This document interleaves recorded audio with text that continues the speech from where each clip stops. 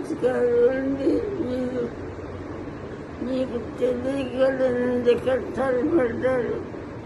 మీకు తెలిస్తే నన్ను కష్టపడిన ధైర్యంగా ఉండండి. దేవుళ్ళు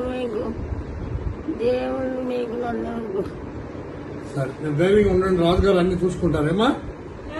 ఎప్పటి నుంచో ఢిల్లీకి రాజుగారికి తెలిస్తే నాకు కష్టాలు ఉండవని అన్ని ఛానల్లోనూ మా అమ్మాయి ఇంటర్వ్యూ ఇస్తుందండి. అంత మీరంటే దేవుడితో సమానం అండి. ఇప్పుడు మీకు తెలిసింది.